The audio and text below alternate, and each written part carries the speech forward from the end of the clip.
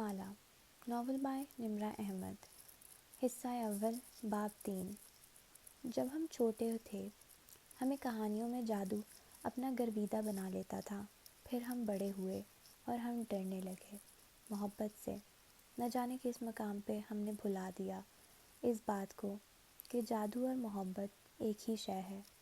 JR روگ. تاریخ تھی 5 اپریل. شہر تھا اسلام آباد کا اور وقت تھا اس ملاقات کے ختم ہونے کا. ہوٹل سویٹ میں وہ دونوں گھڑی کے 6 اور 12 کی سوئیوں کی طرح آمنے سامنے کھڑے تھے. تم نے کبھی سنا ہے ایسے شخص کے بارے میں جو کسی دن اچانک سے غائب ہو جاتا ہے؟ وہ اپنے اپارٹمنٹ سے نکلتا ہے اور پھر واپس نہیں آتا. ماہر فرید سر لہجے میں کہہ رہا تھا. تم کیف جمال اس جاب کو اپنی مرضی سے ختم نہیں کر سکتے. یہ جاب تب ختم ہوگی جب میں کہوں گا، اور جب تک میں نہیں کہوں گا تمہارے اپارٹمنٹ سے بدبو بھی نہیں اٹھے گی. اب یہ پیکٹ اٹھاؤ اور جا کے نئے جوتے خریدو. کیف کا چند منٹ پہلے بحال ہوا اعتماد ایسے بکھر گیا جیسے ہوا سے سوکھے پتے بکھر جاتے ہیں. اس نے میکینکی انداز میں سر ہلا دیا. پیسے، منٹورشپ، اپنے بزنس کا کامیاب ہو جانا، یہ سب اس کی ضروریات تھیں. لیکن اس لمحے اسے احساس ہوا کہ ان ضروریات کو پورا کرنے کے لیے اس نے خود کو ایک غلط آدمی کے ساتھ سودے میں پھنسا دیا ہے. مزید کچھ پوچھنا ہے تو ابھی پوچھ لو. ماہر فرید نے کلائی پر بندھی گھڑی دیکھی. میری لندن کی فلائٹ ہے، مجھے واپس جانا ہے. زیادہ وقت نہیں ہے میرے پاس. کیف جمال نے کچھ کہنے کے لیے لب کھولے.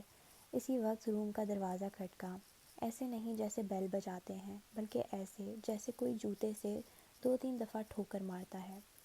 ماہر فرید نے کیف سے نظریں ہٹائیں اور مالک کو دیکھ کر ابرو سے دروازہ کھولنے کا اشارہ کیا، مگر مالک نے اپنی جگہ بیٹھے بیٹھے محض کندھے اچکا دیے.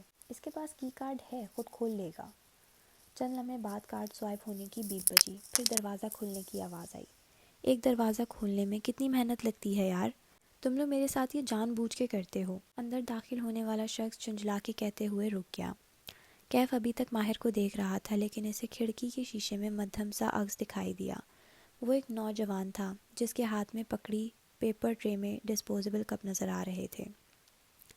کیف جمال کو دیکھ کے نوارد نے نظریں جھکائیں. کپ گنے. 1 2 3. پھر چہرہ اوپر اٹھا کے کمرے میں موجود افراد کی گنتی کی. اب کہ وہ بولا تو آواز میں معذرت تھی. مجھے نہیں معلوم تھا کہ یہاں ہم 4 لوگ ہوں گے.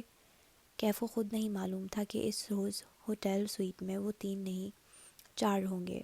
اس نے ماہر فرید سے نظریں ہٹائیں اور گردن موڑ کے اس شخص کی طرف دیکھا. نوارد عمر میں 26-27 برس کا جوان لگتا تھا. بال سیاہ گھنگرالے تھے، ماتھے پر ایک طرف سے آگے کو گرتے تھے، کانوں کے اوپر سے استرا پھیرا تھا. اس کا لباس بھی اس کے بالوں کی طرح کیجول سا تھا. گول گلے کی ٹی شرٹ پر ہلکا سا نیلا کوٹ جس کے آستین روچڈ تھے. کوہنی کے آس پاس سلوٹے ڈال کے اکٹھے سلے تھے تاکہ آستین اوپر چڑھانے کا تاثر ملے. وہ کلین شیو مسکراتے چہرے والا نوجوان پیروں میں بنا جرابوں کے اوور سائز جاگرز پہنے ہوئے تھا. اس نے ٹرے میز پر رکھی، اپنا کپ اٹھایا اور اسٹرا ہونٹوں میں ڈالتا ایک سنگل صوفے پر جا بیٹھا. ٹانگ پر ٹانگ جمائی، جاگر والا پیر جھلاتے ہوئے دلچسپی سے کیف کو دیکھا. کوئی مجھے بتائے گا یہ کون ہے؟ اس کا لہجہ کافی حد تک ایکسینٹڈ تھا. یہ کیف جمال ہے، باڈی گارڈ کی نوکری کے لیے اسے بلایا ہے. کیف؟ یہ کیف ہے؟ نوارد ہلکا سا ہنس دیا. اینی ویز میں سب کا چائے قہوہ لے آیا ہوں، ہوٹل کچن سے خود بنوا کے. سوری کیف، مجھے تمہاری آمد کا علم نہیں تھا. معذرت کر کے اسٹرا لبوں سے لگا لیا. کیف ابھی تک اچنبے سے اس نوجوان کو دیکھ رہا تھا جو اس سارے منظر نامے میں مس فٹ تھا. کیف کو اپنی طرف دیکھتا پا کے اس نے اسٹرا ہونٹوں سے ہٹایا اور دلکشی سے مسکرایا. میں بیربل ہوں، تم مجھے بیر کہہ سکتے ہو، یا جیسے ماہر کہتا ہے صرف بی. اس کی کولڈ کافی کپ کے اوپر مارکر سے لکھا بیربل اسے اب نظر آیا تھا. بس ایک نظر اس نام کو پڑھا اور جواب دیے بنا ماہر فرید کی طرف مڑ گیا. اسے ان لوگوں کے ساتھ نہ مسکرانے کی ضرورت تھی، نہ زیادہ گھلنے ملنے کی. مزید کوئی سوال؟ ماہر نے ابرو اٹھا کے پوچھا. ایک ہی دفعہ سب سوال پوچھ لو. مالک اپنا کپ اٹھاتے ہوئے اب کوفت زدہ لگ رہا تھا، جیسے وہ جلد از جلد کیف جمال کو وہاں سے بھیجنا چاہتا ہو. اگلے 2 ماہ مجھ سے رابطے میں کون رہے گا؟ صرف مالک، کیونکہ میرے پاس ان چیزوں کے لیے وقت نہیں ہے. ماہر نے اپنے کپ کو ابھی تک ہاتھ نہیں لگایا تھا، وہ دونوں اسی طرح آمنے سامنے کھڑے تھے۔ ٹھیک ہے، میں 2 ماہ تک اس جاب کو کروں گا، کیف سوچ سوچ کے بول رہا تھا۔ اسے تمام پہلوؤں پہ غور کرنا تھا۔ وہ بار بار پیسے اٹھا کے واپس اس سویٹ میں نہیں آ سکتا تھا۔ اسے اس سائیکوپیتھ سے جو منوانا تھا ابھی منوانا تھا۔ لیکن اگر مجھے اس لڑکی کی نوکری اچھی لگی اور 2 ماہ کے بعد بھی میں اس نوکری کو کرنا چاہوں تو؟ رک کے وضاحت کی۔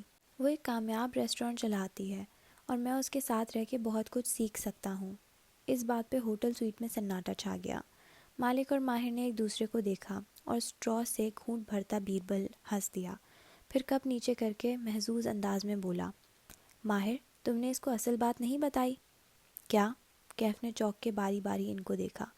ان تینوں نے نگاہوں میں تبادلے کیے تھے۔ کیف جمال، ماہر فرید کھنکارا۔ آواز میں قدرے نرمی تھی۔ تم 2 ماہ سے زیادہ اس کی جاب کو نہیں کر سکتے۔ میرا اور تمہارا معاہدہ 2 ماہ بعد ختم ہو جائے گا۔ قدرے توقف سے بات جاری رکھی۔ جب تم اس جاب سے انکار کر رہے تھے تو میں نے تمہیں 2 باتیں کہی تھی، کیا وہ تمہیں یاد ہے؟ بیربل مسکراتے ہوئے انہیں دیکھتا اسٹرا سے کافی حلق میں کھینچ رہا تھا۔ مجھے یاد ہے۔ یاد ہے تو میرے وہ 2 فقرے دہراؤ۔ بہت بہتر۔ آپ نے کہا تھا کہ وہ ماہر فرید کے الفاظ دہرانے لگا۔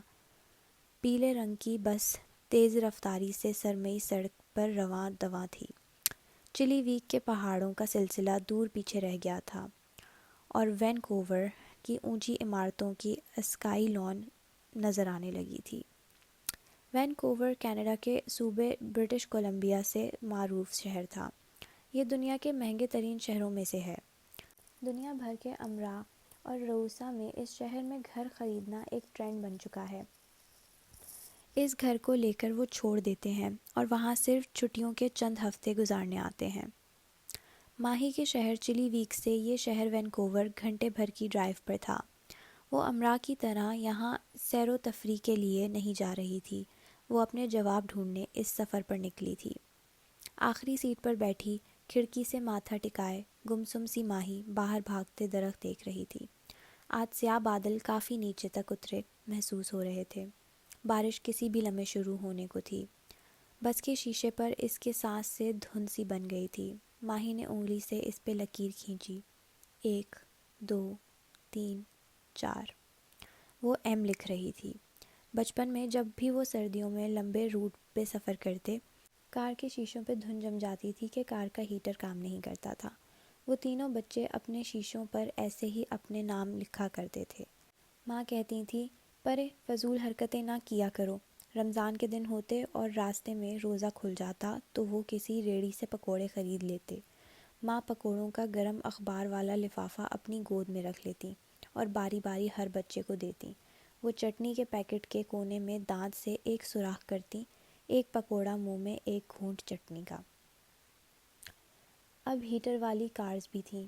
اب وہ بہن بھائی جہازوں میں سفر کرتے تھے، اعلیٰ ریسٹورانٹ میں کھانا کھاتے تھے۔ عباد اور ماہی تو بہت ٹریول کرتے تھے، لیکن ساری دنیا میں ان پکوڑوں جیسا کچھ نہ تھا۔ دھند چھٹنے لگی۔ اس کا بنایا ایم مدھم پڑنے لگا۔ دھندلے شیشے کے اس پار بس اسٹاپ نظر آ رہا تھا۔ اس نے بیل بجائی۔ بس کی رفتار آہستہ ہوئی۔ وہ اسٹاپ پر اتری تو کمر پر ہاتھ رکھے ہوئے تھی، دوسرے ہاتھ میں بیک پیک تھا۔ اسٹاپ پر نصب بینچ پر بیٹھ کے ماہی نے چند گہرے سانس لیے کر خود کو کمپوز کیا۔ یہ سفر کرنا اس کے لیے مناسب نہ تھا، لیکن اسے یہ رسک لینا تھا۔ چند لمحے وہ بیٹھی رہی، پھر گردن اٹھا کے سیاہ آسمان کو دیکھا۔ بارش جلد شروع ہونے والی تھی۔ تبھی اسے خیال آیا، بالوں پر ہاتھ پھیرا۔ چھوٹے کٹے بالوں پر ہیئر بینڈ لگا تھا۔ اس نے گردن میں بندھا سلک تکونا اسکارف اتارا اور سر پر لپیٹ کے گردن تلے گرہ باندھ لی۔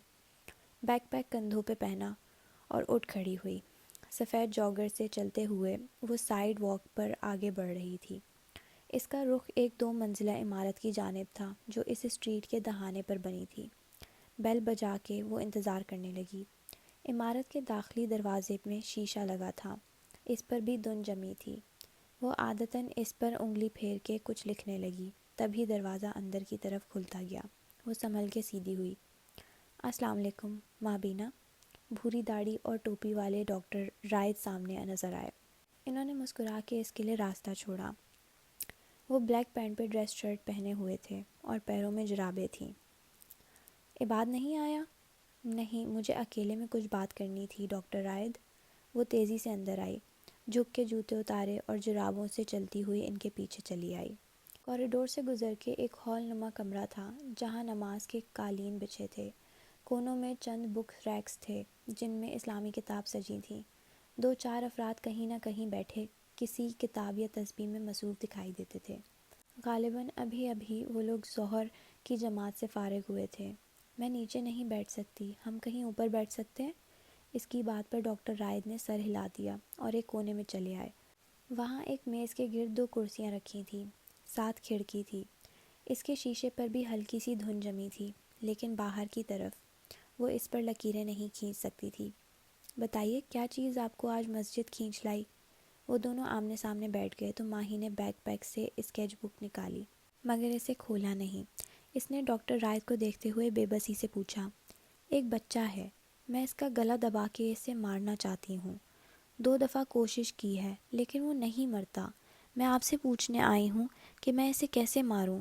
اس کی آنکھوں میں آنسو بھر آئے تھے۔ اس منظر کو یہیں روک کے ہم اپنی کہانی میں واپس جاتے ہیں۔ مبین منزل میں رمضان کی رونق اس سال گزشتہ برسوں جیسی نہیں تھی۔ جو اسلام آباد سے یہاں ایک شادی اٹینڈ کرنے آئی تھی، اس کی زندگی یہیں رک کے رہ گئی تھی۔ جیسے پینٹ کی ٹیوب کا ڈھکن بند کرنا بھول جاؤ اور سارا پینٹ وہیں سوکھ جائے، رنگ رہ جاتا ہے مگر وہ رنگ نہیں ہوتا۔ ڈاکٹر وہرا کے اپوائنٹمنٹ کے بعد مالا اور معید نے طے کیا تھا کہ وہ ماں کو ان کی بیماری کا علم نہیں ہونے دیں گے۔ ماں ویسے بھی مزید تھکی ہوئی تھیں اور غنودہ غنودہ دکھائی دیتی تھیں۔ فی الحال ان کو ایپیوال دی گئی تھی تاکہ ان کو فٹس، دورے نہ پڑیں اور دماغ میں ٹیومر کی سوجن کو کم کیا جا سکے۔ ماں لاؤنج میں ڈرامہ دیکھتے ہوئے سو گئی تھیں اور وہ کبیرہ تائی کے فون کے بعد بے چین سی تھی۔ ماہی کو جیسے ہی کال ملائی اس نے جھٹ فون اٹھا لیا۔ کیا کہا ڈاکٹر وہرا نے؟ ماہی اس سے زیادہ بے چین تھی۔ پاکستان سے ایک ایک فون کال کی منتظر، لیکن ہر گھنٹی پہ ڈر جانے والی۔ گلائوما ہے، اس کی آواز مدھم ہوئی۔ یہ نہیں ہو سکتا، میں نے اتنی دعائیں مانگی ہیں کہ یہ ٹیومر بینجن ہو، یہ پھیلنے والا نہ ہو، پھر کیسے؟ وہ بے یقین تھی۔ ماہی، کبیرہ تائی کا فون آیا تھا۔ مالا کی سوئی کہیں اور اٹکی ہوئی تھی۔ ان کو معلوم ہے گلائوما کے بارے میں۔ واٹ؟ ماہی کسی خواب سے جاگی۔ ان کو کیسے معلوم ہوا؟ یہی تو میں سوچ رہی ہوں۔ چارجنگ کم ہونے کی ٹون بجی تو مالا موبائل کان سے لگائے اپنے کمرے میں چلی آئی۔ صبح اس کا چارجر بجلی کی وولٹیج پر اوپر نیچے ہونے سے جل گیا تھا۔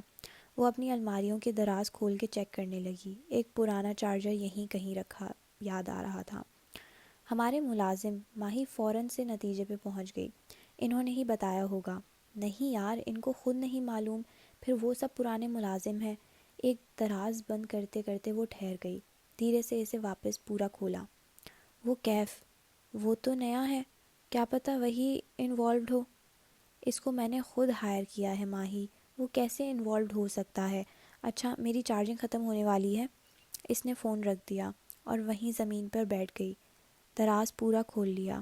وہاں ایک مخمل کا بیگ رکھا تھا۔ کشمالہ کی سبز آنکھوں میں مسکراہٹ اتر آئی، جیسے ایک پرانے دوست سے ملاقات ہوئی ہو، وہ جس سے عرصے سے ناراض چل رہی ہو۔ اس نے بیگ نکالا اور دھڑکتے دل سے کھولا۔ اندر ترتیب سے 8 خانے بنے تھے، ہر خانے میں مختلف سائز کے پینٹ برش رکھے تھے۔ اس نے انگلیوں کے پوروں سے برشز کے اکھڑے بالوں کو چھوا۔ وہ مضبوط مگر نرم تھے۔ بزنس اکاؤنٹس، سیلز، کسٹمرز، ان سب میں گم ہو کے اسے یہ بھول ہی گئے تھے۔ اس روز اسٹوڈیو کی صفائی کرتے وقت بہت سا سامان نکالا تھا جسے اس نے ایک کیبنٹ میں بنا کچھ محسوس کیے ڈلوا دیا تھا، کیونکہ ان میں موجود اس کے فیورٹ برشز اب تک خراب ہو چکے تھے۔ لیکن یہ والے برش، یہ اس نے بہت چاہ سے لیے تھے مگر کبھی استعمال نہیں کیے۔ شاید وہ برش بھی اس سے ناراض تھے اور شاید وہ کبھی انہیں استعمال نہیں کر سکے گی۔ ماں کے ٹیومر پھر سے یاد آ گیا۔ اس نے دراز بند کر دیا۔ مالا نے ماہی کو کہہ دیا تھا کہ کیف ملوث نہیں ہو سکتا، لیکن ماہی کی تسلی نہیں ہوئی تھی۔ وہ بیڈ پر لیٹے لیٹے چھت کو دیکھتی کچھ سوچے گئی۔ کبیرہ تائی کو کیسے معلوم ہوا؟ یہ چھوٹی بات نہیں تھی، کوئی ہے ان کے گھر میں جو جاسوسی کر رہا ہے، یا پھر وہ بچہ؟ اس نے سر جھٹکا اور موبائل اسکرین روشن کی، پھر سلیم کو کال ملائی۔ کینیڈا آنے سے قبل اس نے سلیم کے منتوں پہ اپنا پرانا اینڈرائیڈ فون اسے دے دیا تھا۔ سلیم ٹچ موبائل پہ خوش ہو گیا تھا۔ مالا اسلام آباد ہوتی تھی تو ماہی سلیم کو واٹس ایپ کال کر کے بخت سے بات کرتی اور گھر کی دیکھ بھال کی ہدایت دیتی تھی۔ گھر میں کون آیا کون گیا ماہی کو برٹش کولمبیا میں بیٹھ کے بھی ساری خبریں مل جاتی تھیں۔ سنو سلیم، گھر سے باہر نکل کر مجھ سے بات کر سکتے ہو؟ رازداری سے پوچھا۔ باجی، وائی فائی ختم ہو جائے گا اور ڈیٹا میرے پاس ہے نہیں، وہ معصومیت سے بولا۔ ہاں تو اپنا جیب خرچ موبائل میں فلمیں بھروانے میں نہ ضائع کیا کرو نا۔ اچھا سنو، آواز آہستہ کی، یہ کیف کیسا آدمی ہے؟ مجھے اس کے بارے میں سب کچھ بتاؤ۔ تمہاری بات پسند آئی تو کیا پتہ میں تمہیں یہاں سے نیا فون بھجوا دوں، اور شرٹیں بھی۔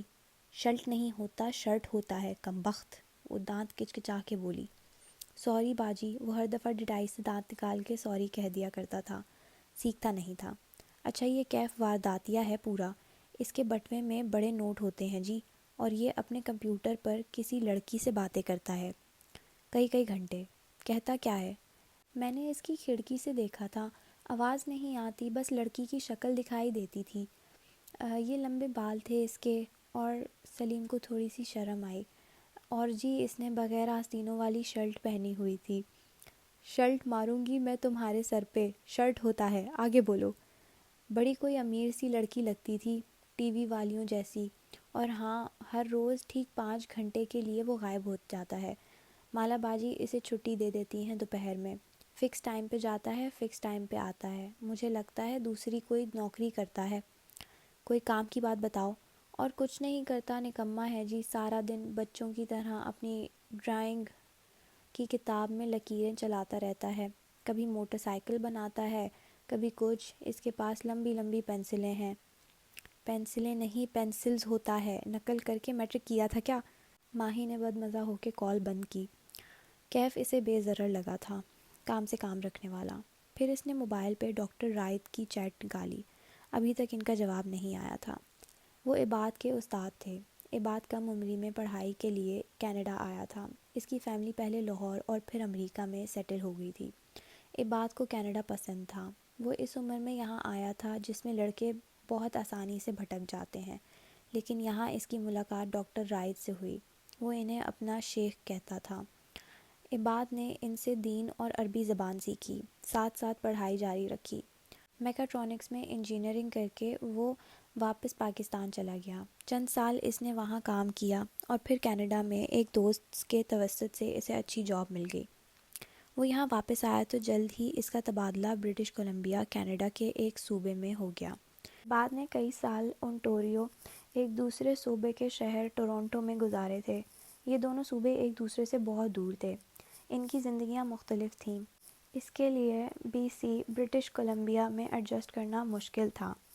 لیکن حال ہی میں ڈاکٹر رائد یہاں شفٹ ہو گئے تو یہ بات بہت خوش نظر آتا تھا۔ ماہی کی ملاقات ڈاکٹر رائد سے چند ایک دفعہ ہوئی، اور اب وہ اپنے سوالوں کے جواب لینے کے لیے ان سے بات کرنا چاہتی تھی، مگر وہ آج کل مصروف تھے، جانے کب وہ اسے وقت دیں۔ عباد کمرے میں آیا تو وہ بیڈ پر لیٹی سوچ میں غرق تھی۔ میں سوچ رہی ہوں ڈاکٹر رائد کے پاس جاؤں اور ان سے پوچھوں۔ کیا؟ وہ الماری میں کچھ ڈھونڈتا رہا۔ اس بچے کے بارے میں۔ ماہی یار، خدا کے لیے اس بچے کا پیچھا چھوڑ دو۔ وہ جیسے بدمزہ ہوا، ایک شرٹ نکالی اور اسے الٹ پلٹ کر کے دیکھنے لگا۔ ویسے بھی بڑی بوڑھیاں کہا کرتی تھیں کہ اس حالت میں خوبصورت بچے دیکھنے چاہیے تاکہ آنے والا بچہ خوبصورت ہو۔ تم اس بچے کی تصویریں بناتی رہو گی تو مجھے ڈر ہے کہ میرا بچہ بھی اتنا بدصورت اور لمبے کانوں والا نہ پیدا ہو جائے۔ وہ ہنس کے بولا تو ماہی نے برا سا منہ بنایا۔ ہر بات مذاق میں، وہ کہتے کہتے رکی۔ لمحے بھر کو اس کا سانس رک گیا۔ میں نے اس کے کان تو کبھی نہیں بنائے، تمہیں کیسے معلوم اس کے کان لمبے تھے؟ دوسری شرٹ نکالتے نکالتے بات ساکت ہو گیا۔ پھر اس نے آہستہ سے الماری بند کی اور جب بولا تو ماہی کو نہیں دیکھ رہا تھا۔ تم نے ہی بتایا ہوگا، مجھے کیسے معلوم ہونا ہے؟ اور دروازے کی طرف بڑھ گیا۔ تم نے بھی اسے دیکھا ہے نا؟ عباد نے نہیں سنا، وہ وہاں سے جا چکا تھا۔ وہ ششدر سی وہیں بیٹھی رہ گئی۔ مسجد کے باہر بارش شروع ہو چکی تھی۔ کالے بادل ہلکی پھلکی بوندا باندی برسا رہے تھے۔ قطرے کھڑکی کے شیشے سے ٹکرا کے نیچے پھسلتے جا رہے تھے۔ گیلے شیشے کی دوسری طرف میز کے گرد دو بیٹھے وجود دکھائی دے رہے تھے۔ ماہی دونوں ہاتھ میز پر پڑی اسکیچ بک پر رکھے ہوئے تھی۔ وہ بار بار اضطراب سے مٹھیاں بند کرتی اور کھولتی تھی۔ سامنے بیٹھے ڈاکٹر رائد اس کی بات پہ مسکرائے تھے۔ اللہ کے گھر میں بیٹھ کے گلا دبانے کی بات، او نو ماں بینا۔ انہوں نے مسکرا کے سر دائیں بائیں ہلایا۔ کیا پئیں گی آپ؟ روزہ نہیں آپ کا ہوگا غالباً۔ کافی۔ اس نے کافی کی ٹائپ نہیں بتائی۔ اس وقت وہ کچھ بھی لے سکتی تھی۔ وہ کافی لینے اٹھ گئے تو ماہی گردن موڑ کے کھڑکی پر گرتے قطرے دیکھنے لگی۔ وہ کرسٹل کے دانوں کی طرح سارے شیشے کو ڈھکے ہوئے تھے۔ دفعتاً ان میں سے ایک پھسلتا اور دوسرے تیسرے کو ساتھ لیے پستی کا سفر کرنے لگتا۔ وہ یک ٹک ان کو دیکھے گئی۔ وہ کتنے خوبصورت تھے، مگر ان کی زندگی کتنی چھوٹی تھی۔ ابھی ہوا کا جھونکا آئے گا اور وہ نیچے گر کے فنا ہو جائیں گے۔ معید رات میں گھر آیا تو مالا نے چھوٹتے ہی کبیرہ تائی والے معاملے کی خبر دی۔ معید عورتوں کی سیاستوں میں نہیں پڑتا تھا۔ اسے کبیرہ تائی سامنے نظر آ جاتی تو اچھے سے سلام کر کے ہٹ جاتا تھا۔ ساری بات سن کے گہری سانس لی اور سادگی سے کہا، میں نے ٹیسٹ رپورٹس جواد کو بھیجی تھی۔ وہ ہمارا کزن ہے مگر کبیرہ تائی کا بھانجا بھی ہے۔ ظاہر ہے اسی نے بتایا ہوگا۔ کشمالہ کی پریشانی اس ایک بات سے دور ہو گئی تھی، کوئی اس کے گھر میں ان کی جاسوسی نہیں کر رہا تھا۔ جواد نیورولوجسٹ تھا اور یہ طے تھا کہ اب ماں کی رپورٹس ایک سے دوسرے ڈاکٹر تک جانی تھیں۔ لاہور میں ان کے کئی رشتہ دار تھے، بات نکلنی تھی۔ ضروری یہ تھا کہ بات ماں تک نہ پہنچے۔ وہ کبیرہ تائی ان کے بیٹے اور ماں کی رپورٹس کو سوچتے سوچتے سو گئی تھی۔ جب رات کے کسی پہر اس کی آنکھ کھلی، ایک مردانہ آواز اس کے قریب سرگوشی۔ کسی نے اس کے بالوں کو چھوا، پھر اس کی گردن کو، پھر دروازہ بند ہونے کی آواز آئی۔ وہ ایک جھٹکے سے گہری نیند سے جاگی، پھر خوف کے عالم میں دائیں بائیں دیکھا۔ وہ تنہا تھی، ماں سو رہی تھی، کمرے میں کوئی نہیں تھا۔ اس نے آنکھوں میں خوف لیے دروازے کو دیکھا۔ وہ بند تھا، لیکن اس نے واضح چرچرانے کی آواز سنی تھی۔ کوئی اس کے کمرے میں تھا۔ کوئی اس کے کمرے میں کیسے آ سکتا تھا؟ شاید کوئی برا خواب تھا، ہر دفعہ کی طرح۔ وہ آہستہ سے بستر سے نکلی، دل بری طرح دھڑک رہا تھا۔ اس نے بنا آواز کے دروازہ کھول کے باہر جھانکا۔ لاؤنج نیم اندھیر اور سنسان پڑا تھا۔ وہ دروازہ بند کر کے بیڈ روم کی کھڑکی تک آئی، پردہ 2 انگلیوں سے ذرا سا سرکایا۔ باہر کیف پورچ میں ٹہلتا نظر آ رہا تھا۔ کانوں میں ایئر پوڈز لگے تھے اور وہ دبی دبی آواز میں کچھ کہہ رہا تھا۔ اس کے چہرے پر برہمی تھی۔ کھڑکی کے شیشے بند ہونے کی وجہ سے آواز ٹھیک سے نہیں سنائی دے رہی تھی۔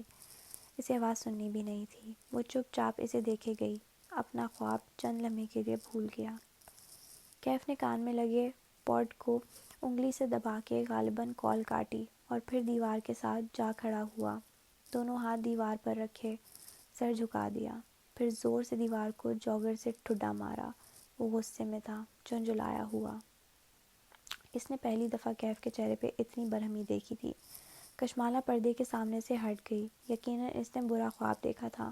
باہر گیٹ کے ساتھ کھڑے کیف نے دیوار کو 1-2 ٹھڈے مزید مارے، پھر وہ وہاں سے ہٹنے لگا تھا جب سامنے والے گھر کی بالائی منزل پہ نظر پڑی۔ وہاں CCTV کیمرہ لگا تھا۔ اس نے چونک کے اپنے گیٹ کو دیکھا۔ گیٹ اس کیمرے کے رخ پہ تھا۔ اس کے ذہن میں ایک نیا خیال سر اٹھانے لگا۔ صبح جب سامنے والے صاحب مارننگ واک پہ نکلے تو وہ ان کی طاق میں کھڑا تھا۔ وہ گیٹ بند کر رہے تھے جب کیف سڑک پار کرتا ہوا ان کے قریب آیا۔ کیسے ہیں آپ سر؟ حشاش بشاش سے کیف نے مسکرا کے سلام جھاڑا۔ وہ مڑے اور اسے دیکھ کے مسکرائے۔ میں فٹ ہوں، تم کیسے ہو برخوردار؟ سر سے پیر تک اسے دیکھا۔ جینز اور ٹی شرٹ میں ملبوس، چھوٹی چھوٹی بڑی شیو والے اس نوجوان کو وہ چند دن سے حورِ جہاں بیگم کے گھر کے اندر باہر جاتے دیکھ رہے تھے۔ میں آنٹی کا دور کا بھانجا ہوں، لاہور میں جاب لگ گئی ہے اس لیے ان کے پاس رہ رہا ہوں۔ وہ دونوں ان کے گیٹ کے سامنے کھڑے تھے۔ کل میں نے آپ کو اپنے مالی کو ڈانٹتے ہوئے سنا، بہت افسوس ہوا کہ اس کی وجہ سے۔ ایک نظر گھر کے باہر لگے پودوں پہ ڈالی۔ آپ کے سارے پودے جھلس گئے۔ ادھیڑ عمر صاحب نے زیر لب مالی کی شان میں کئی الفاظ کہہ دیے۔ ویسے ہمارا مالی بہت قابل ہے، آنٹی نے دیکھ بھال کے رکھا ہے، 2 دن آتا ہے لیکن کام اچھا کرتا ہے، آپ کو اس کا نمبر دے دیتا ہوں، موبائل نکالتے ہوئے وہ خلوص سے کہہ رہا تھا۔ بات سے بات نکلتی گئی، چند منٹ وہ وہیں بیچ سڑک کے کھڑا ان سے گفتگو کرتا رہا، پھر تھوڑی پہ بڑی شیف کو 2 انگلیوں سے کھجاتے ہوئے تذبذب سے بولا، کچھ دن پہلے میرا لیپ ٹاپ چوری ہو گیا تھا، آنٹی بیمار ہیں اس لیے کسی کو بتایا نہیں، صفائی والی ملازمہ پہ شک ہے، آپ اگر مجھے اپنے CCTV کی فوٹیج دیکھنے دیں تو؟ ہاں کیوں نہیں، مجھے تاریخ اور وقت بتا دو، میں واک سے فارغ ہو کے فوٹیج ای میل کر دیتا ہوں۔ وہ اس کے کندھے کو تھپتھپا کے آگے بڑھ گئے۔ اس سے مل کے وہ خوش ہوئے تھے۔ لاہور میں اپر مڈل کلاس والدین قابل اور ہینڈسم نوجوان سے مل کے ہمیشہ خوش ہوتے تھے۔ ان والدین میں سے اکثر اپنی بیٹیوں کو صاف صاف کہہ دیتے تھے کہ وہ یونیورسٹی جا کے اپنا میچ خود تلاش کریں۔ لاہور کی یونیورسٹیز میں پڑھنے والی لڑکیوں کی ایک بڑی تعداد اس مقصد پہ فوکس کرتی تھی۔ جیسے جیسے فائنل ایئر قریب آنے لگتا، ان لڑکیوں کی بے قراری اور ڈسپریشن بڑھتی جاتی۔ گھر میں والدین اٹھتے بیٹھتے یہی بتاتے کہ زندگی کا مقصد اچھا بر تلاش کرنا ہے۔ سوشل میڈیا یہ سکھاتا کہ زندگی میں سب سے اہم اور بڑا دن شادی کا ہوتا ہے، اس کے لیے خوبصورت بننا اور وزن کم کرنا ہے۔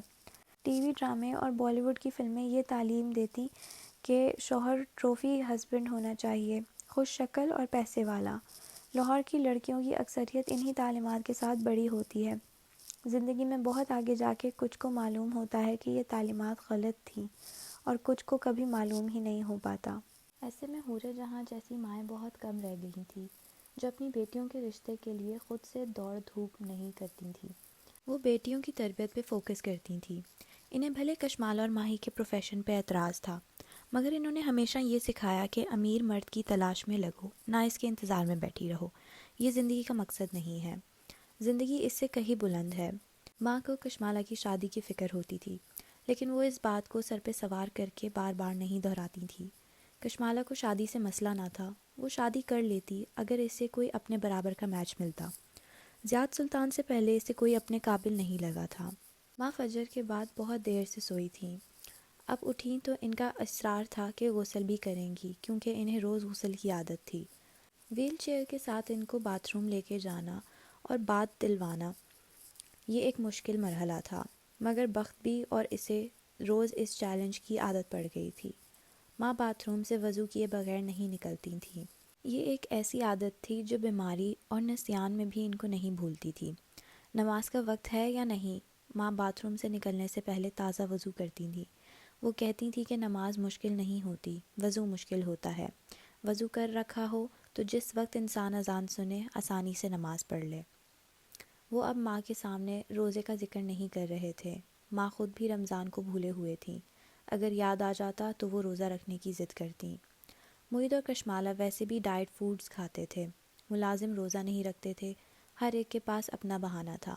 کیف البتہ افطار کے وقت گھر پر نہیں ہوتا تھا، تو اسے معلوم نہیں تھا کہ وہ کیا کھاتا ہے کیا نہیں۔ اس کی جاب میں ہر روز چند گھنٹے کا آف شامل تھا۔ وہ ظہر سے مغرب تک غائب رہتا تھا اور مغرب کے بعد آ جاتا۔ کشمالہ کو اس نے بتایا تھا کہ وہ ایک کو ورکنگ اسپیس میں 5,000 ماہانہ رینٹ پہ ڈیسک کے لے کر اپنے بزنس پلان پہ کام کرتا ہے۔ اس نے مزید نہیں کریدا۔ اشراق کے بعد اس نے بددقت ماں کو سلایا۔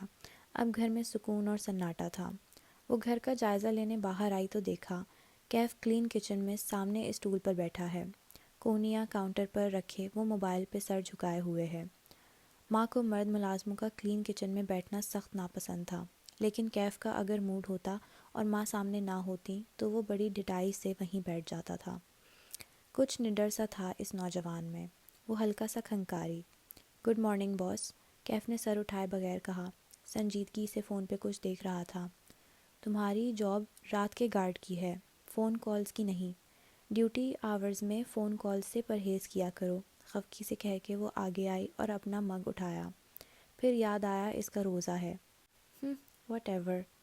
وہ ہنوز موبائل پہ جھکا تھا۔ کشمالہ کے سر پہ لگی، تلووں پہ بجھی۔ دوبارہ کہو۔ وہ ایڑیوں سے گھومی اور برہمی سے اسے دیکھا۔ مجھے CCTV فوٹیج مل گئی ہے، کیف نے نظریں اٹھا کے اسے دیکھا. اس روز کی جب گھر پہ خون آیا تھا. خالی مگ لیے کھڑی لڑکی اپنی جگہ بالکل ٹھہر گئی. گھر پہ خون آیا تھا؟ جی، اسی لیے میں نے کیمرے لگوائے تھے. آپ کو بتایا نہیں تاکہ آپ پریشان نہ ہو. کندھے اچکا کے واپس فون کو دیکھنے لگا. سامنے والوں کا سی سی ٹی وی بہت اونچا لگا ہوا تھا. پہلے اس پہ نظر نہیں پڑی. آج دیکھا تو ان سے فوٹیج مانگ لی. اس نے مگ زور سے کاؤنٹر پر رکھا اور تیزی سے اس کے قریب آئی. آنکھوں میں غصہ تھا. کیف، مجھے سخت ناپسند ہے کہ کوئی میری پیٹھ پیچھے کچھ کرے. یہ باتیں تم مجھ سے نہیں چھپا سکتے. کیف نے دھیرے سے سر اٹھایا. آپ نے کہا تھا کشمالہ بی بی کہ آپ نے مجھے سب بتا دیا ہے. کچھ بھی نہیں چھپایا. وہ اسٹول سے اٹھ کھڑا ہوا. اب وہ دونوں آمنے سامنے کھڑے تھے اور درمیان میں کچن آئی لینڈ تھا. وہ اسے غصے سے دیکھ رہی تھی اور کیف کی نظریں تفتیشی تھیں اور سے اس کے اندر تک جھانکتی ہوئی. یہ ہے وہ جس نے گھر کے باہر خون گرایا تھا. اس نے موبائل اسکرین کشمالہ کی طرف پھیری. کاؤنٹر کے پار کھڑی لڑکی نے غصے اور الجھن کے ملے جلے تاثرات کے ساتھ اسکرین کو دیکھا. اسکرین پہ اس کے گھر کا گیٹ دکھائی دے رہا تھا. فوٹیج اچھی کوالٹی کی تھی. ڈرائیو وے پر گرا خون صاف نظر آتا تھا. کشمالہ کی نظروں نے فوٹیج میں کسی انسان کو تلاش کرنا چاہا، مگر یہاں تو کوئی نہیں ہے. غور سے دیکھیں. کیف نے موبائل اس کے سامنے رکھ دیا اور جیب میں ہاتھ ڈالا. اس نے دوبارہ اسکرین کو دیکھا. گیٹ کے اوپر ایک بڑا سا پرندہ بیٹھا تھا. یہ تو پرندہ ہے. کیا یہ زخمی تھا؟ غصے کی جگہ اچنبھے نے لے لی. کیف نے جیب میں رکھی تسبیح کو انگلیوں سے محسوس کیا اور ایک دانہ گرایا. اعوذ باللہ من الشیطان الرجیم، وہ بنا آواز کے بڑبڑایا. کافی؟ وہ ایک بھاپ اڑاتا مگ لیے میز تک واپس آئے تو ماہی نے چونک کر رخ پھیرا، پھر شکریہ کہتے ہوئے جلدی سے دونوں ہاتھوں میں کپ تھام لیا. اسے موسم گرما کے باوجود ٹھنڈ لگ رہی تھی. بس کچھ گرم اپنے اندر انڈیلنا تھا. تیزی سے کپ لبوں سے لگایا. گرم مایا اس کی زبان چلا گیا. اب بتائیے ماں بینا، وہ کیا چیز ہے جو آپ کو اللہ کے گھر کھینچ لائی ہے؟ وہ اس کے سامنے بیٹھے اب پوری طرح متوجہ تھے. ماہی نے کپ نیچے رکھا. اس کے لپ ٹنٹ کا گلابی نشان کپ کے دہانے پر لگ گیا تھا. وہ انگلی سے اس پر نشان پھیرنے لگی. 2 الفاظ ہیں لیکن انہیں کہنا بہت مشکل ہے. میں کہہ نہیں سکتی، اس ڈر سے کہ کوئی میرا یقین نہیں کرے گا. بھوری آنکھیں اٹھا کے انہیں دیکھا. وہ اب تک بھیگی ہوئی تھیں. کیسے الفاظ؟ وہ کپ کے دہانے پر گولائی میں انگلی پھیر رہی تھی. یہ سب 6-7 ماہ قبل شروع ہوا تھا. ماہی نے کہنا شروع کیا. میری بہن کو محسوس ہونے لگا کہ کوئی اس کا پیچھا کر رہا ہے. وہ رات کو نیند میں ڈر جاتی ہے. اسے لگتا ہے کوئی اس کے کمرے میں آیا تھا لیکن وہاں کوئی نہیں ہوتا. وہ باڈی گارڈز ہائر کرتی ہے لیکن اس کا تعاقب کار پیچھا نہیں چھوڑتا. وہ اب چہرہ موڑ کے کھڑکی کو دیکھنے لگی. بارش میں تیزی آ گئی تھی. بوندیں اب تڑتڑاتی ہوئی شیشے پہ گر رہی تھیں. کیا اس نے پولیس سے رابطہ کیا؟ پولیس؟ وہ طنز سے ہنسی اور سر جھٹکا.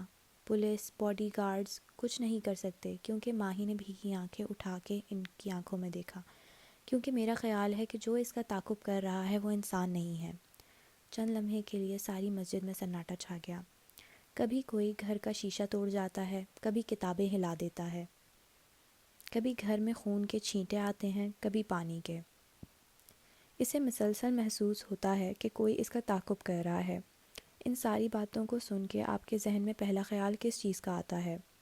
وہ 2 الفاظ کہنے کی ہمت اس کے اندر نہیں تھی. اگر وہ کہہ دے گی تو وہ سچ ہو جائیں گے. یہ سب ایک ہی چیز کی نشانی ہے. ڈاکٹر رائد نے ایک افسوس بھری گہری سانس لی. سحر الاسود، کالا جادو. اور ماہی کو لگا وہ 2 الفاظ آج امر ہو گئے ہیں. وہ 2 الفاظ جن سے وہ ہمیشہ ڈرتی تھی. اس نے کرب سے آنکھیں بند کر لیں. ایک آنسو پلکوں کی باڑ عبور کرتا نیچے گرا اور اسکارف میں جذب ہو گیا. یہ ایک سٹوپڈ پرندہ ہے کیف. وہ آنکھیں چھوٹی کر کے بغور کشمالہ کے تاثرات کا جائزہ لے رہا تھا. وہ الجھی ہوئی لگ رہی تھی. وہ پرندہ ڈرائیو وے کے اوپر سے اڑتا ہوا گیٹ پر بیٹھا. اس کے بیٹھنے سے پہلے وہاں خون نہیں تھا. ہو سکتا ہے پرندہ زخمی ہو. ایسی صورت میں گیٹ پر بھی خون ہونا چاہیے تھا، جبکہ گیٹ صاف تھا. آپ نے کبھی لاہور میں اس شکل اور سائز کا پرندہ دیکھا ہے؟ میں نے نہیں دیکھا. تم کیا کہنا چاہتے ہو؟ 2 باتیں ہو سکتی ہیں. پہلی یہ کہ سامنے والوں کے کیمرے کی فوٹیج کسی نے ایڈٹ کر دی ہے. اسے اندازہ ہوگا کہ ہم فوٹیج دیکھ سکتے ہیں. یہ اتنا مشکل کام نہیں ہے. یا پھر وہ کھنکارا. یہ پرندہ پرندہ نہیں ہے، کوئی اور چیز ہے۔ کیف؟ وہ بے یقینی اور فکر مندی سے اسے دیکھ رہی تھی۔ تم ایسی باتوں پہ یقین رکھتے ہو؟ کیف نے ایک لمحے کے لیے جواب نہیں دیا۔ بہت سا تھوک نکلا، گردن میں گلٹی سی ابھر کے معدم ہوئی۔ ایسی باتوں پہ کون یقین رکھتا ہے؟ وہ بظاہر مسکرا دیا۔ میں تو ویسے ہی ایک بات کہہ رہا تھا۔ کشمالہ نے گہری سانس خارج کی۔ وہی میں کہوں، تم تو ماہی کی طرح باتیں کرنے لگے ہو، اتنے پڑھے لکھے اور پروگریسو ہو کے آپ کی بہن کو لگتا ہے کہ یہ سب جادو جنات وغیرہ ہیں؟ کیف چونکا مگر انداز سرسری تھا۔ وہ کچن سنک سے ٹیک لگا کے کھڑی ہو گئی، بازو سینے پر لپیٹ لیے۔ اب منی پلانٹ کی بیلوں سے ڈھکی کھڑکی اس کی پشت پہ تھی۔ اس کے ڈھیلے جوڑے سے چند لٹیں پر سورج چہرے کے اطراف میں گر رہی تھی۔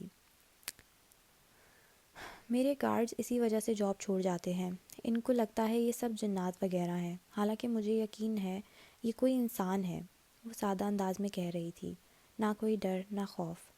میں ان وہموں میں نہیں پڑتی۔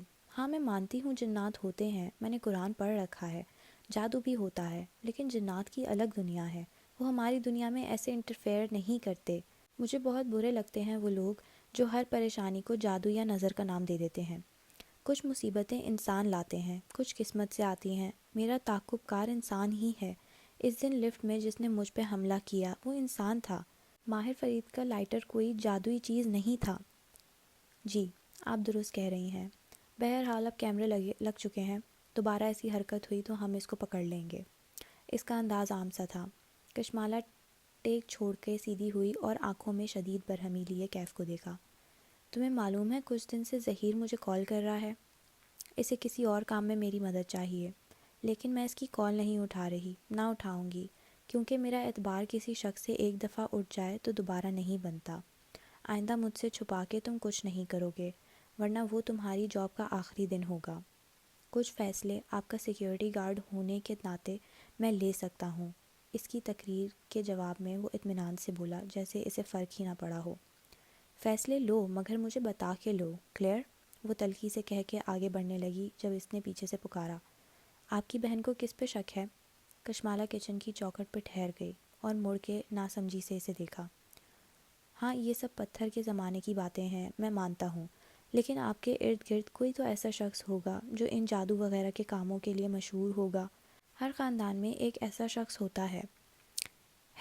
ایک شخص ہے، اس شہر کی ایک معروف انٹرپرینیور اور ڈیزائنر جو خود کو ایک آرٹسٹ کہتی ہیں، وہ طنز سے بولی، کبیرہ تائی۔ کیف کے لب بے اختیار گولائی میں سکڑے۔ اوہ، سارے تانے بانے اسی ایک عورت سے جا کے ملتے تھے۔ کھڑکی پہ تر تڑا کے بارش کے قطرے گر رہے تھے، شاید آسمان زاروں قطار رو رہا تھا، جانے اس کے کیا غم تھے۔ ماہی سختی سے کپ کو دونوں ہاتھوں میں جکڑے ہوئے تھی، کپ کے دہانے پر لگا سرخ نشان اب مندمل ہو چکا تھا۔ کیا جادو واقعی ہوتا ہے یا میں وہم کر رہی ہوں؟ وہ متذبذب تھی۔ لوگ یقین نہیں کرتے جادو پہ، سب یقین کرتے ہیں جادو پہ ماں بینا، لوگ صرف ظاہر نہیں کرتے تاکہ ان کو کمتر نہ سمجھا جائے۔ مگر کیا جادو، اس نے تھوک نکلا، واقعی ہوتا ہے؟ آپ 21ویں صدی میں بیٹھ کے مجھ سے پوچھ رہی ہیں کہ کیا جادو واقعی ہوتا ہے؟ وہ ہلکا سا مسکرائے اور کھڑکی کے باہر دیکھنے لگے۔ وہ ناسمجھی سے ان کا چہرہ تکنے لگی۔ جادو ہزاروں برس پہلے ہوتا تھا۔ ہمیں جادو کا آخری ثبوت 14 سال پہلے کی احادیث سے ملتا ہے، جب رسول اللہ صلی اللہ علیہ وسلم پہ جادو ہوا تھا۔ لیکن انہوں نے نظروں کا رخ پھیر کے ماہی کو غور سے دیکھا۔ کیا اب بھی جادو ہوتا ہے؟ وہ سانس روکے جواب کی منتظر تھی۔ 1400 سال پہلے اگر کسی کو خط بھیجنا ہوتا اس میں مہینوں لگتے تھے، آج کل صرف کاغذی خط ایک دن میں دوسری جگہ پہنچ جاتا ہے۔ اگر انسان نے پوسٹ کے نظام میں اتنی ترقی کر لی ہے تو کیا جادو میں نہیں کی ہوگی؟ وہ چونک گئی، دل کی دھڑکن تیز ہو گئی۔ جادو پتھر کے زمانے کی بات لگتا ہے بظاہر، ہم کہتے ہیں ہم 21ویں صدی میں آ گئے ہیں، اب جادو کی بات نہ کرو، لیکن وہ بھی تو ہمارے ساتھ 21ویں صدی میں آئے ہیں، ہم ان کو پتھر کے زمانے میں تو نہیں چھوڑ آئے۔ وہ کون؟ شیاطین اور جنات، وہ جن کے ذریعے جادو کیا جاتا ہے، وہ بھی ہمارے ساتھ ترقی کر رہے ہیں۔ وہ کچھ دیر بول نہیں سکی، پھر سر جھکا کے کنپٹی مسلنے لگی، تکان سے آنکھیں بند کر لیں۔ آپ مجھ سے پوچھ رہی ہیں کہ جادو ہوتا ہے یا نہیں، جبکہ آپ کو یہ پوچھنا چاہیے ماں بینا کہ جادو کا ریٹ کیا چل رہا ہے۔ اس نے کرنٹ کھا کے سر اٹھایا، آنکھیں بے یقینی سے پھیلیں۔ ریٹ؟ جادو کے ریٹ ہوتے ہیں؟ وہ افسوس سے مسکرائے۔ آج کل کچھ مفت میں ملتا ہے کیا؟ پھر انہوں نے اس کا ٹھنڈا مگ اٹھا لیا اور ہال کی جانب دیکھا۔ وہاں اب صرف اکا دکا نوجوان رہ گئے تھے۔ ڈاکٹر رائد نے ایک نوجوان کا اشارہ کیا۔ طلاق کروانے کا ریٹ، کسی کا ان بورن بیبی مارنے کا ریٹ، کسی کو بانجھ کرنے کا ریٹ، کسی کا رشتہ نہ ہونے دینا، خاندانوں میں لڑائیاں کروانا، لوگوں کو اپنے تابع کرنا، ان سب کا الگ الگ ریٹ چل رہا ہے۔ جادو ہر دوسرے گھر میں کیا جا رہا ہے مابینا، جگہ جگہ جادوگروں نے اپنی دکان لگا رکھی ہے۔ نوجوان قریب آیا تو ڈاکٹر رائد نے اس کو مگ لے جانے اور تازہ کافی لانے کے لیے ہدایت کرنے لگے۔ ماہی نے کھڑکی کے باہر دیکھا۔ بارش مسلسل ہو رہی تھی۔ بھیگی سڑک پر ایک گوری رنگت والا کپل ایک چھتری تلے ہنستا ہوا بھاگتا جا رہا تھا۔ اس کی نگاہیں بس اسٹاپ تک پہنچ گئیں۔ وہاں بیٹھی لڑکی اپنے فون سے اپنی سیلفی کھینچ رہی تھی۔ اٹس فنی، وہ تلخی سے مسکرائی جیسے خود پہ ہنسی ہو۔ ہم کینیڈا میں بیٹھ کے جادو اور جنات کی باتیں کر رہے ہیں۔ اچھا، آپ ان لوگوں میں سے ہیں جو سمجھتے ہیں کہ جادو صرف انڈیا، پاکستان اور بنگلہ دیش میں ہوتا ہے؟ انٹرسٹنگ۔ انہوں نے مسکرا کے بات وہیں سے جوڑی۔ حالانکہ جادو ہر ملک میں ہو رہا ہے۔ انگلینڈ، امریکہ، کینیڈا اور سارے یورپ میں اتنا جادو پھیلا ہے کہ آپ تصور بھی نہیں کر سکتی۔ جادو صرف ایشیائی کمیونٹی نہیں کرواتی، بلکہ گورے بھی جادو کرتے اور کرواتے ہیں۔ بلکہ یورپین پارلیمانی ممبرز جادو کرنے اور کروانے میں مشہور ہیں۔ گوروں نے ہر چیز میں مسلمانوں سے زیادہ ترقی کر لی ہے۔ ان کی مشینیں، ان کا لائف اسٹائل، ان کی مصنوعات سب مسلمان ملکوں سے بہتر ہے۔ آپ کو کیا لگتا ہے انہوں نے جادو میں ترقی نہیں کی ہوگی؟ وہ بس حق تک ان کو دیکھ رہی تھی۔ جادوگر ہر گلی میں بیٹھے ہیں۔ گورے، یہودی، عیسائی، ہندو، یہ لوگ جادو کو جادو کے نام پہ کر رہے ہیں، کھلم کھلا۔ لیکن مسلمان جادو کو دم اور تعویذ کے نام پہ کر رہے ہیں۔ 90% جادو دراصل دم اور درود کے نام پہ کیا جاتا ہے۔ عورت مولوی کے پاس جاتی ہے اور کہتی ہے میری بہو بہت بولتی ہے، کچھ ایسا کریں کہ وہ میرے سامنے زبان نہ نکالے۔ جانتی ہیں پھر کیا ہوتا ہے؟ کیا؟ مولوی اپنے جن سے کہتا ہے اس کی بہو کو کچھ ایسا کرو کہ وہ بولا نہ کرے۔ جن ایک حادثہ کرواتا ہے اور وہ بہو گونگی ہو جاتی ہے یا وہ کوما میں چلی جاتی ہے۔ اور اس کا سب سے افسوسناک پہلو یہ ہے کہ ساس کو خود نہیں معلوم ہوتا کہ بہو پہ جادو اس نے کروایا ہے۔ ماہی نے بے اختیار گردن پر ہاتھ رکھا۔ ان باتوں سے اس کا دم گھٹ رہا تھا۔ یعنی یہ عامل بابا وغیرہ واقعی جادو میں ماہر ہوتے ہیں؟ وہ بڑبڑائی۔ ہمارے ہاں فلموں اور ڈراموں میں دکھایا جاتا ہے کہ اکثر عامل فراڈ ہوتے ہیں اور پیسے لے کر ڈھکوسلا کر رہے ہوتے ہیں، جبکہ حقیقت اس سے مختلف ہے۔ جادو یا جادو کی کاٹ کرنے والے لوگوں کی اکثریت فراڈ نہیں ہوتی، وہ واقعی اس علم کو جانتے ہوتے ہیں، کوئی کم اور کوئی زیادہ۔ کیا ہم کھڑکی کھول سکتے ہیں؟ وہ بے اختیار بولی۔ یہ باتیں اس کے لیے بہت زیادہ تھیں۔ اسے کچھ دیر خاموشی سے ان باتوں کو جذب کرنا تھا۔ کیف سے اس گفتگو کے بعد وہ کمرے میں آئی اور ماں کے ساتھ لیٹ گئی۔ اس کو آج کل بہت نیند آ رہی تھی، غالباً روزے کا اثر تھا۔ جانے وہ کتنی دیر سوتی رہی۔ سورج سوا نیزے پہ چمکنے لگا جب گیٹ پہ رونے دھونے کی آوازیں سنائی دینے لگیں۔ وہ ہڑبڑا کے اٹھی اور کھڑکی تک آئی، مگر پورچ کا منظر دیکھ کے اس کے ہاتھوں کے طوطے اڑ گئے۔ کل معید نے نیورولوجسٹ کزن جواد کو سختی سے تاکید کر دی تھی کہ وہ ماں کی بیماری کے بارے میں کسی کو نہ بتائے، مگر بھلا ہو واٹس ایپ فیملی گروپس کا 4 سدہ مردان اور پشاور تک ماں کی بیماری کی خبر پھیل چکی تھی۔ ان کے زیادہ تر رشتہ دار KPK اور اسلام آباد میں رہتے تھے۔ لاہور میں بہت تھوڑے رشتہ دار تھے جو ان کی دادی کی سائیڈ کے تھے۔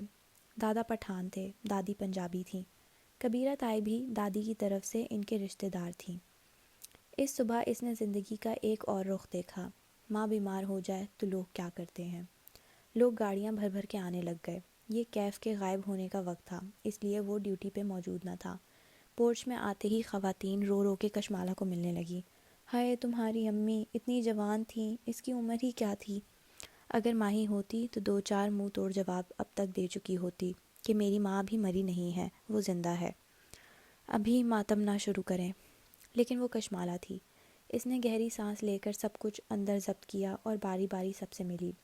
ان کو ڈرائنگ روم میں بٹھایا اور کچن میں آئی۔ آتے ساتھ ہی بڑی بوڑھیوں نے پانی مانگ کے یہ واضح کر دیا تھا کہ ان کا روزہ نہیں ہے، شوگر لو ہو جاتی ہے، دوا لینی ہوتی ہے وغیرہ وغیرہ۔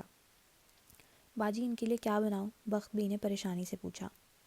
شش، کشمالا نے ہاتھ سے اشارہ کر کے اسے خاموش کرایا۔ کاؤنٹر کے ساتھ کھڑے کھڑے اس نے آنکھیں بند کیں۔ اسے اس مسئلے کا حل ڈھونڈنا تھا۔ وہ جو سمجھ رہی تھی کہ ماں کو ان کی بیماری سے لا علم رکھا جا سکتا ہے وہ غلط تھی۔ ایسی عورت جس کے گھر میں کوئی بڑا مسئلہ نہ چل رہا ہو، وہ خوش و خرم نظر آتی ہو، اس کے بچے کامیاب اور پھلتے پھولتے دکھائی دیتے ہوں، وہ لوگوں کے لیے قابل حسد ہوتی ہے۔ جب ایسی عورت بیمار پڑ جائے تو رشتہ داروں کو بہت مزہ آتا ہے۔ ایسے میں بہت کم تھے جو حور جہاں بیگم کے لیے افسردہ تھے۔ اکثریت صرف یہ دکھانا چاہتی تھی کہ ماں کی حالت کیسی ہے۔ کیا ان کا دماغ پھر گیا ہے؟ کیا ان کے بال گر گئے ہیں یا گر جائیں گے؟ اور سب سے اہم سوال جس کو جاننے کا تجسس سب کو تھا، وہ کتنے عرصے کی مہمان ہے؟ وہ کن پٹیوں پر ہاتھ رکھے آنکھیں بند کیے سوچنے لگی۔ اسے ان لوگوں کو ماں سے دور رکھنا تھا، مگر کیسے؟ وہ کشمالہ مبین تھی۔ وہ اکیلے اسلام آباد ایک ایلیٹ ریسٹورانٹ چلاتی تھی۔ وہاں بھی بعض اوقات گروپس کے جھگڑے ہو جاتے تھے، بگڑے ہوئے ٹین ایجرز مسئلے کھڑے کرتے تھے۔ وہ ریسٹورانٹ کے اندر باہر پینسل ہیلز پہ گھومتی سارے مسئلے سلجھا دیتی تھی۔ وہ کشمالہ تھی۔ قہوہ، سبز قہوہ۔ اس نے آنکھیں کھولیں اور بخت بی کو ہدایت دی۔